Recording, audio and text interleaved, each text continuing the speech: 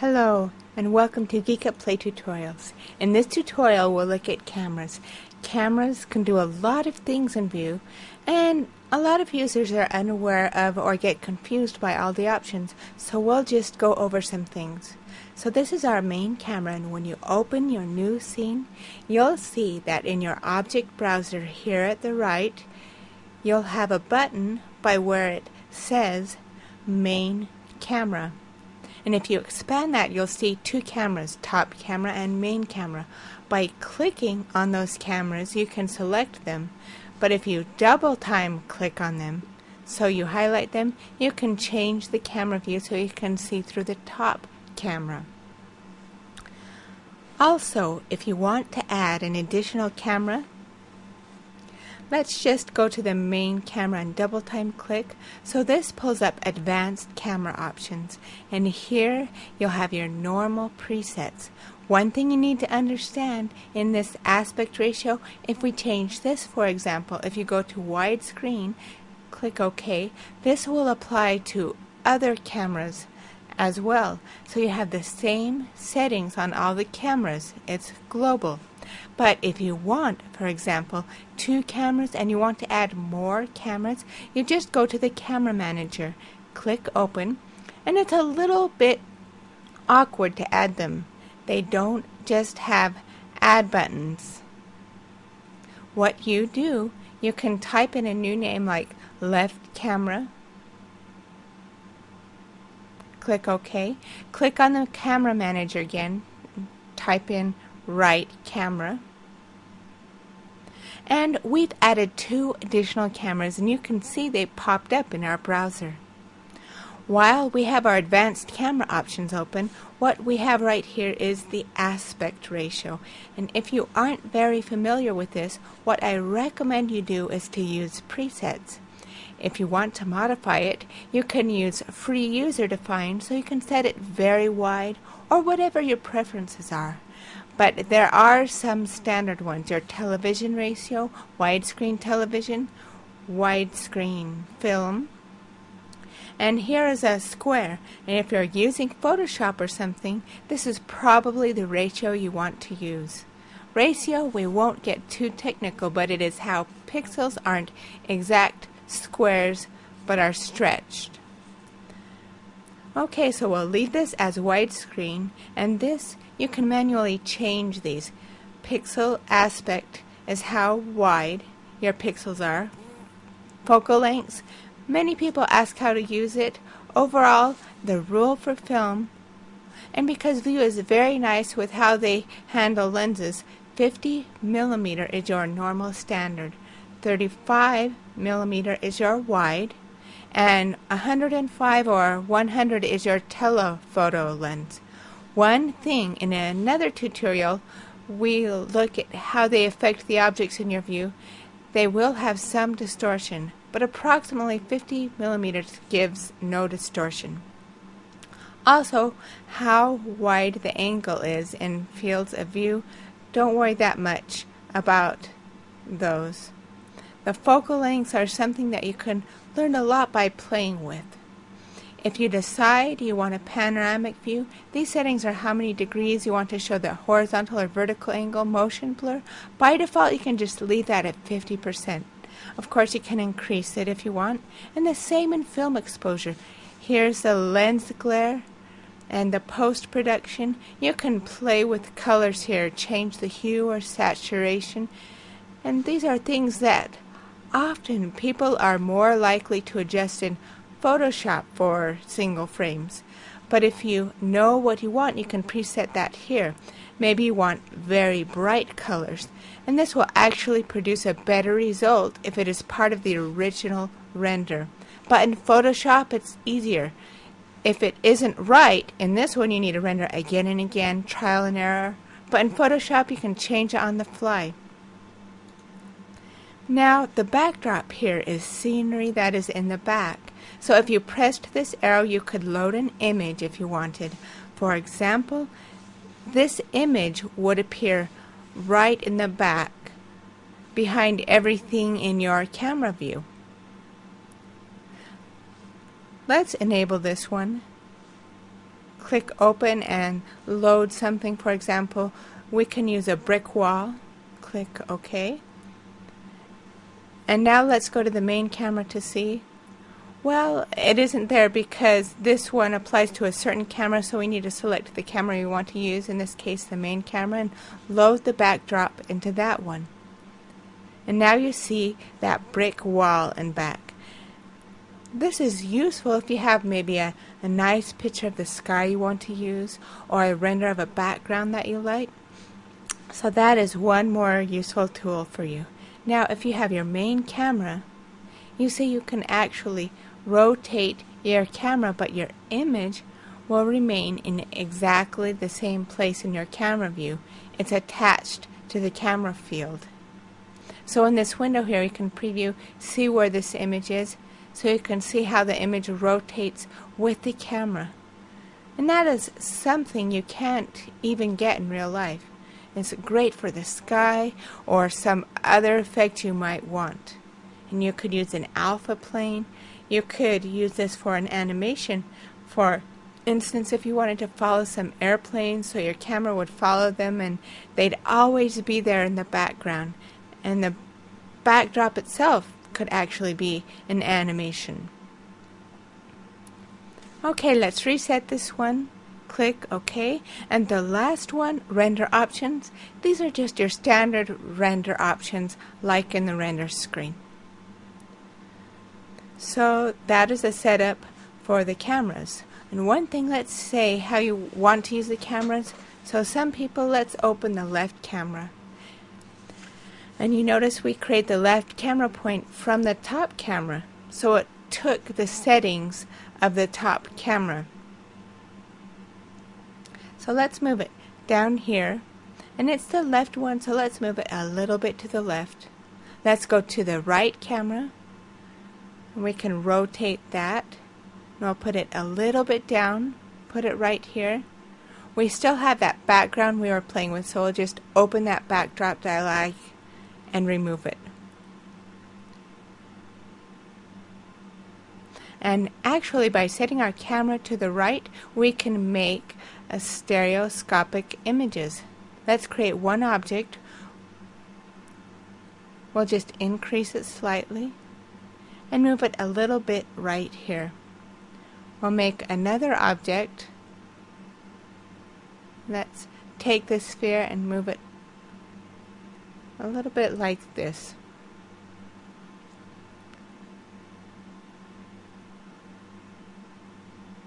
So what we have, if you notice right here, this will be our left, and this will be our right. And to render, actually you can apply to the camera the same way, so you have two images, left and right, and if you put them together afterwards, you'll have a stereo image. Oops, didn't want to do that. Just adjusting the camera in here. Also, if you want to be precise with the angle, you can just right click and select edit object here. So these are set here.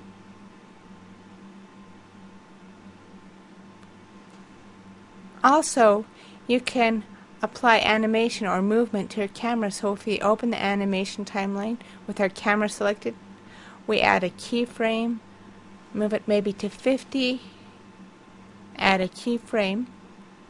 We'll go to our right camera, and you notice that we don't have a keyframe for it, so we can just add it here, go back and add an additional one here. And nice thing, if you preset and you have, for example, your motion, let's go to add an additional one here. And nice thing, if you preset it in 15 seconds, I go right here and you set the motion, and you need to set it only once, but you can shoot it from two different positions. So this camera, for example, we'll say it will move this way and it's kind of following. So let's preview. You can see it's kind of going this way on the camera, and we can go to our left camera and give it its own motion. So it's right here, Let's go to the last shot, and last we'll actually move the camera up this way, and let's make it go like this. So here's our camera motion. Right here you can preview this. And notice how we did that different. This is our one camera move. And this camera has a totally different motion. But the beauty of this, we still have the same object here, which we animated. And this is, in a video or movie, a multi-camera shot. So you can get different shots without trying to recreate exactly the same composition over and over again. And this is how you use this. It's very similar to using live cameras, and it's not very difficult to do. Very simple. Setting multi-cameras will allow you to shoot in one environment. And in animation you can use more than one camera without recreating over and over the same type of scenery.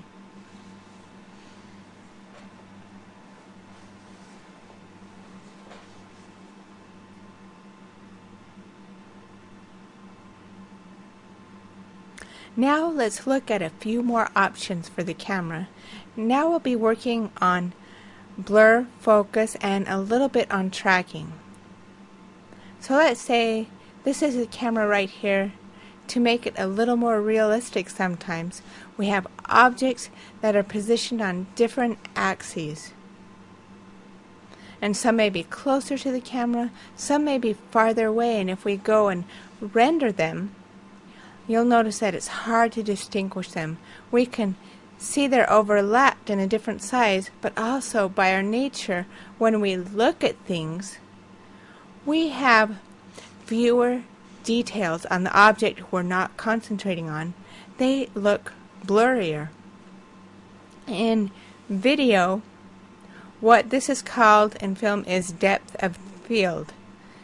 The object in a specific area is sharp, and the rest is not. And View deals with this very nicely. If you go right here in the blur and you increase your blur, you see these two lines here, this line here and this one. This represents the approximate area where the object will be out of focus and where it will be in focus. But this is not a sharp transition. It's blended from about here to here. And this is also related to your focal distance, your lenses. So if you change this, you can notice, like in real life, they shrink. So if we have a 100mm telephoto, you can see that we have our depth of field. It's very shallow, like in the real world, because the opening in the diaphragm is very small. And if you have like a 28mm, which is wide lens, it's much bigger. The area where that image will be sharper.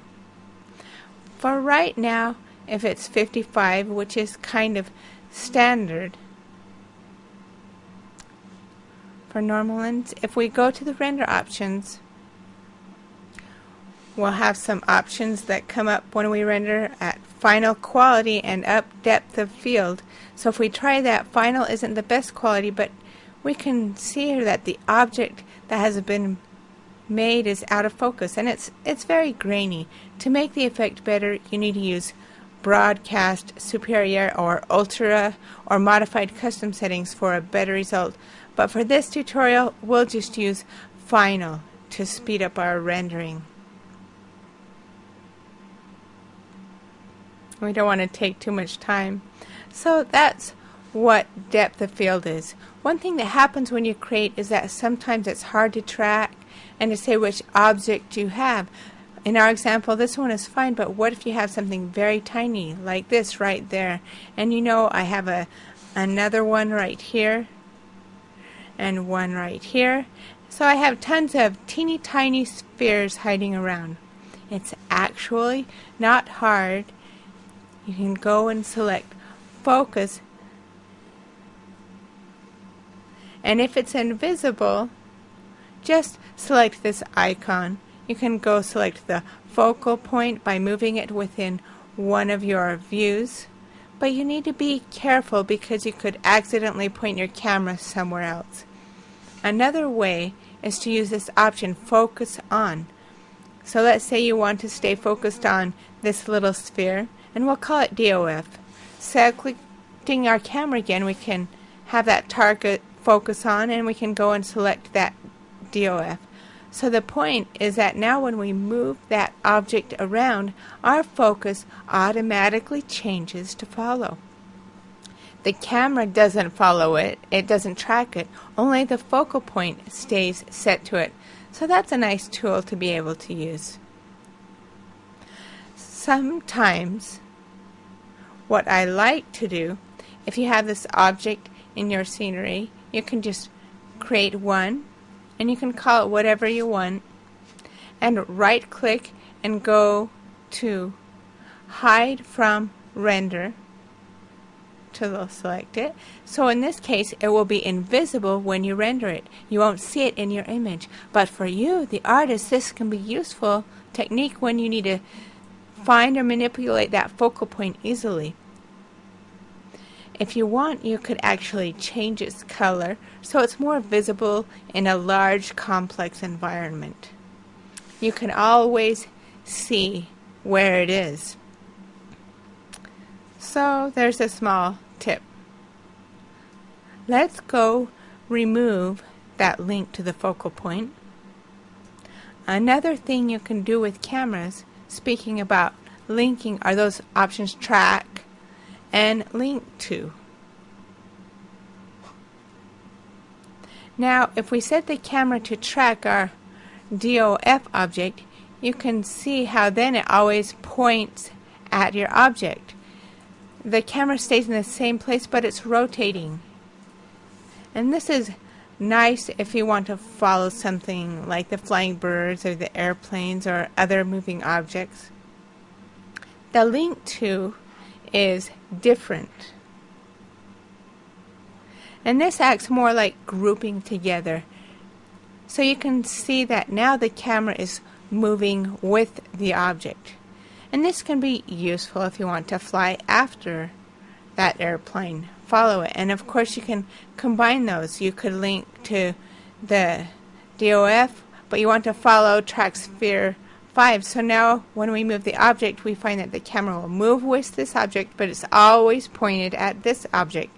And of course you can set the focus wherever you want as well. So that can give you a lot of flexibility with your camera in a scene. Now let's go to camera and reset those options so we don't track anything. And here on the camera you can see a few more options. But this is a good starting place. We'll cover those later. And we'll talk about path tracking for the camera then. Let's reset this to 0 right now. And we're going to create a very simple scene to show this. I want to go right here, pick a plant. We'll use the rubber plant.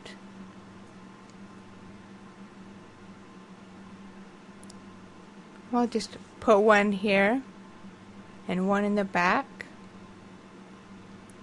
We'll make it a bit bigger. And we'll put one right in the middle. Yeah. I want to actually tip it here a little bit for our arrangement. Then we'll go load a file and we'll bring a cute little frog into the scene. So here's our froggy. We'll just put him on some leaf.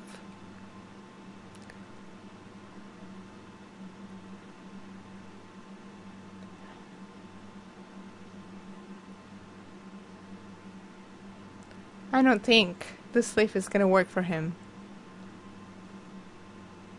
So maybe here. So here's our tiny little frog in this huge plant. It's a little bit hard to see him, so I'll just zoom in on him here with our camera and get him right in the picture there.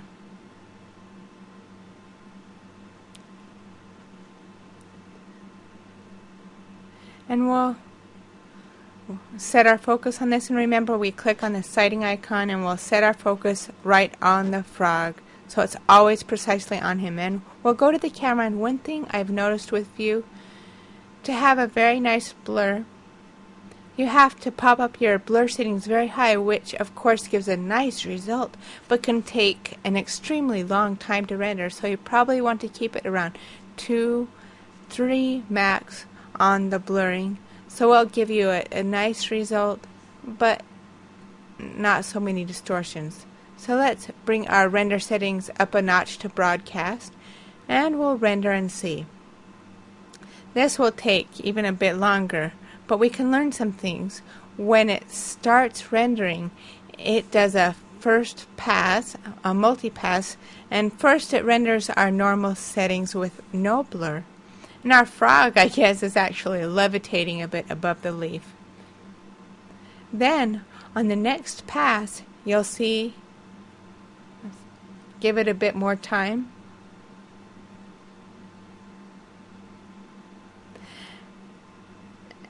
And now the program will start to apply the distance blurring. You can see that a little on the bottom. There's some blurring right there.